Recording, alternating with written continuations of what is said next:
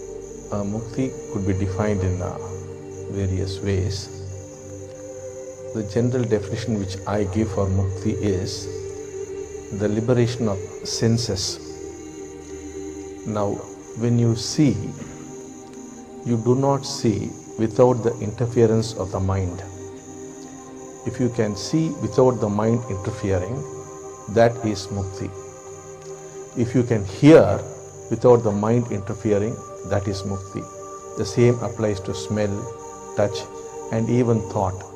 Thought also can be observed without your getting involved with the thought. Now what's happening is, when you are thinking, you think you are thinking, but it is actually possible to see thoughts flow as though they are independent of you. This is a physical reality. Actually, you can see thoughts. Any kind of thought would be coming into you and would be going out of you, and you can watch them. So, this is the state of Mukti, that is the complete liberation of the senses from the control of the mind. It's only such a being who is actually living. Wherever the mind is in control, you are not living. When the mind is not there, then you are actually living. That's why when people ask me, what is the purpose of life? My answer is, if you are living, you won't ask the question. The purpose of life is to live. What does that mean? To live the life of the senses. The senses must be independent and free of the mind. Now what's happening is, you are not at all experiencing reality. Reality to you is what is flowing through the senses.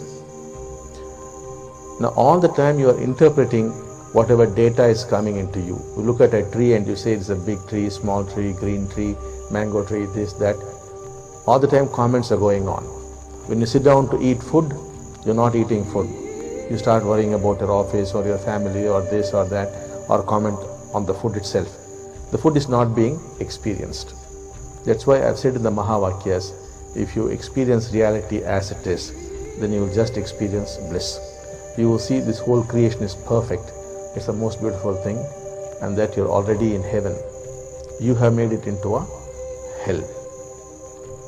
It is possible to liberate these senses from the clutches of thought. So thought is necessary when required. Otherwise, why should thought interfere? There's no need for thought to come and interfere with your actual experience. Now, when the senses become free of the control of thought or the mind, then we say you have discovered unconditional joy, the unconditional love. Such is this joy that you will feel that you are connected with everybody. So you discover true love. So this true love and this true joy are not separate things, they're all one and the same. And this is a natural occurrence. That is what you are designed to be. That is what a human being is supposed to experience all the time.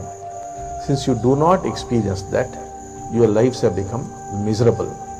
And to escape that misery, you have created various escape routes through which all the time you are escaping from your misery, which misery itself is because you are not experiencing reality. So that is why people take to alcohol or to drugs or sex or whatever that is, because otherwise what is there in your life, it becomes meaningless. So the whole attempt of this movement is to help you experience reality as it is.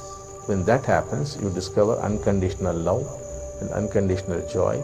You feel connected with everything and everybody. You do not feel you are a separate individual. You do not live for yourself alone anymore, because the yourself has become everybody.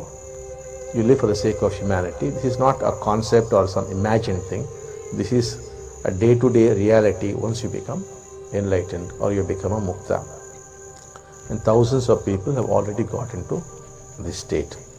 And even right now there are a few people sitting here who are in this state.